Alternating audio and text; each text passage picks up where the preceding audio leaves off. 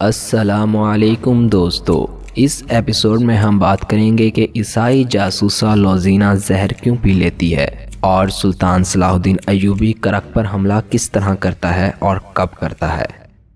Hermann نے گھوڑا موڑا اور تیزی سے اندر گیا۔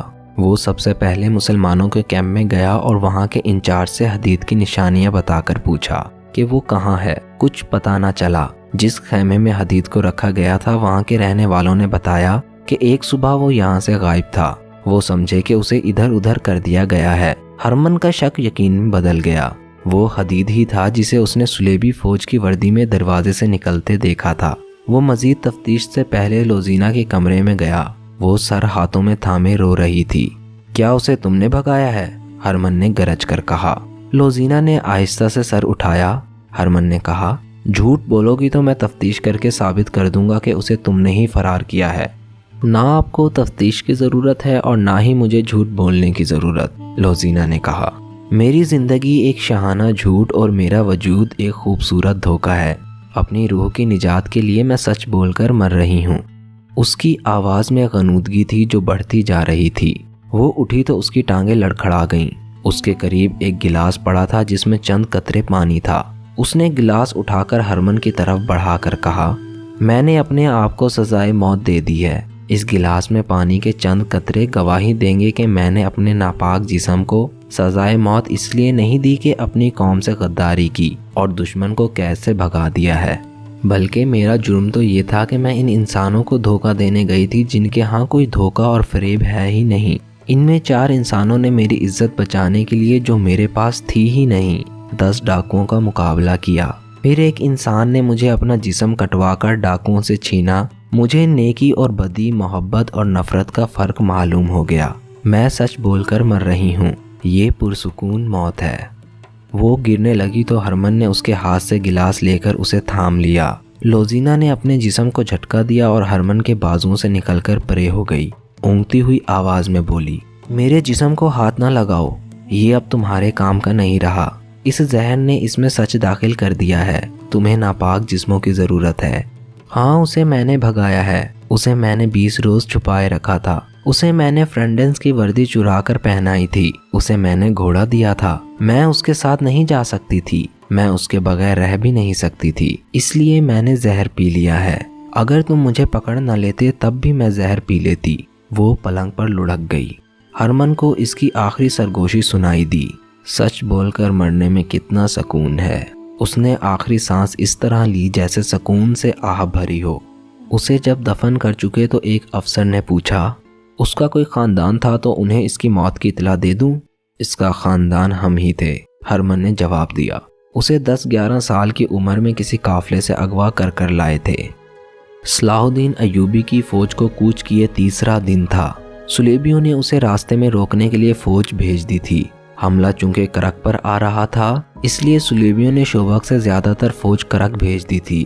اس کا ایک حصہ شام کی طرف بھی بھیج دیا گیا تھا تاکہ نور الدین زنگی مدد کے لیے آئے تو اسے کرک سے کچھ دور پہلے روک لیا جائے، اور اس فوج کا کچھ حصہ سلطان صلاح الدین ایوبی کو راستے میں روکنے والی فوج کو دیا گیا تھا۔ سلطان صلاح الدین ایوبی نے اپنی فوج کو 3 حصوں میں تقسیم کر کے کوچ کرایا تھا اور تینوں کو دور دور رکھا تھا۔ وہ جب اس مقام پر پہنچ گیا جہاں سلیبیوں سے ٹکر ہونی چاہیے تھی، اس نے تینوں حصوں کے کمانڈروں کو اور ان کے ماتحت کمانڈروں کو اپنے خیمے میں بلایا۔ ہم اس مقام پر آ گئے ہیں جہاں راز فاش کر دینا چاہیے، سلطان ایوبی نے کہا۔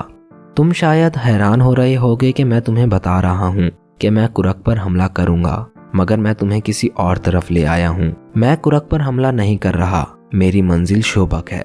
ایک سوال تم سب کو پریشان کر رہا ہے کہ میں نے ان تینوں جاسوسوں کو، جن میں ایک عالم تھا اور 2 لڑکیاں، کیوں رہا کر دیا تھا اور انہیں محافظ کیوں دیے تھے؟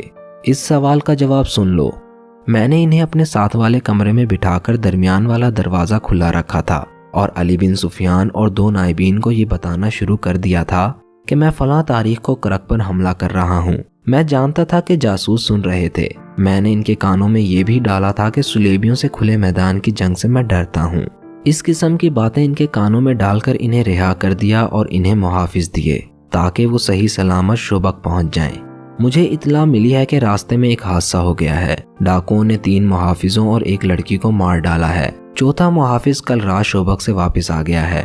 وہاں ہمارے جاسوس ہیں، انہوں نے اطلاع دی ہے کہ عالم جاسوس زندہ شوبک پہنچ گیا تھا۔ اس نے میرا دھوکہ کامیاب کر دیا ہے۔ سلیبیوں نے اپنی فوج میری مرضی کے مطابق تقسیم کر دی ہے۔ اس وقت تمہاری فوج کا بائیں والا حصہ سلیبیوں کی بہت بڑی فوج کے بائیں پہلو سے 4 میل دور ہے۔ اس نے بائیں حصے کے کمانڈر سے کہا، آج سورج غروب ہونے کے بعد تم اپنے گھڑ سوار دستے سیدھے آگے 2 میل لے جاؤ، وہاں سے اپنے بائیں کو ہو جانا، 4 میل سیدھا جانا، پھر بائیں کو جانا اور 2 میل پر تمہیں دشمن آرام کی حالت میں ملے گا۔ حملہ کرنا تم جانتے ہو، یہ تیز حملہ ہوگا۔ راستے میں جو کچھ آئے اسے کچلتے ہوئے نکل آؤ اور اپنی اسی جگہ پر آ جاؤ جہاں سے چلے تھے۔ دوسرا حصہ شام کے بعد سیدھا آگے بڑھے گا، 8-9 میل جا کر بائیں کو ہو جائے گا۔ تمہیں دشمن کی رسد اور قافلے ملیں گے۔ اس کے علاوہ تم دشمن کے عقب میں ہوگے۔ دن کے وقت دشمن بائیں والے کے تعاقب میں آئے گا، لیکن تم سامنے کی ٹکر نہیں لوگے۔ دن کو بہت پیچھے آ جاؤ گے، رات کو پھر حملہ کرو گے اور رکو گے نہیں۔ سلیبی آگے بڑھیں گے تو درمیان والا حصہ عقب سے حملہ کرے گا اور دشمن کے سنبھلنے تک بکھر جائے گا۔ تیسرا حصہ جو میرے ساتھ ہے آج رات کوچ کر رہا ہے۔ ہم کل دوپہر تک شوبک کا محاصرہ کر چکے ہوں گے۔ باقی 2 حصے سلیبیوں کو ان طریقوں سے جن کی میں تمہیں مشق کراتا رہا ہوں دشمن کو صحرا میں پریشان کیے رکھیں گے، اس تک رسد نہیں پہنچنے دیں گے۔ وہ جو ہی پانی کے چشموں سے ہٹنے لگیں تو تم اس پر قبضہ کر لو گے۔ حملہ ہمیشہ پہلو سے کرو گے اور لڑنے کے لیے رکو گے نہیں۔ جانباز دستے ہر رات دشمن کے مویشیوں پر آگ پھینکیں گے۔ یہ 1171 کے آخری دن تھے جب کرک والوں کو سلطان ایوبی کے لیے انتظار کے بعد پتہ چلا کہ شوبک جیسا اہم قلعہ سلطان ایوبی کے محاصرے میں آ گیا ہے، جبکہ زیادہ تر فوج کرک میں اکٹھی کر لی گئی ہے اور صحرا میں بھیج دی گئی ہے۔ شوبک کو وہ کوئی مدد نہیں دے سکتے تھے۔ صحرا میں جو فوج گئی تھی مسلمان اس کا برا حشر کر رہے تھے۔ سلیبیوں کی پریشانی یہ تھی کہ مسلمان سامنے آ کر نہیں لڑتے تھے، وہ گوریلا اور کمانڈر ترس کے حملے سے ان کا نقصان کر رہے تھے۔ انہوں نے رسد روک لی تھی، پانی پر مسلمانوں کا قبضہ ہو گیا تھا۔ سلیبیوں کی یہ فوج نہ لڑنے کے قابل رہی تھی نہ پیچھے ہٹ کر شوبک کو بچانے کے لیے۔ شوبک میں سلیبیوں نے قلعے اور شہر کی دیواروں سے تیروں اور برچھیوں سے بہت مقابلہ کیا، لیکن سلطان ایوبی کے نقبزن دستوں نے دیواروں کو توڑ لیا۔ یہ محاصرہ تقریباً 1.5 مہینہ رہا۔ آخر سلطان ایوبی شوبک میں داخل ہو گیا۔ وہ سب سے پہلے بیگار کیمپ میں گیا جہاں کے بد نصیب قیدیوں نے شکر کے سجدے کیے۔ سلیبیوں کی صحرا والی فوج بے ترتیبی میں پسپا ہو کر کرک کے قلعے میں چلی گئی، جہاں بہت سی فوج بیکار بیٹھی سلطان ایوبی کا انتظار کر رہی تھی۔ ناظرین کرام، یوں صلاح الدین ایوبی نے شوبک کو فتح کر لیا۔ اگلی ایپیسوڈ میں آپ کے ساتھ جلد ہی ملاقات ہوگی۔ شکریہ۔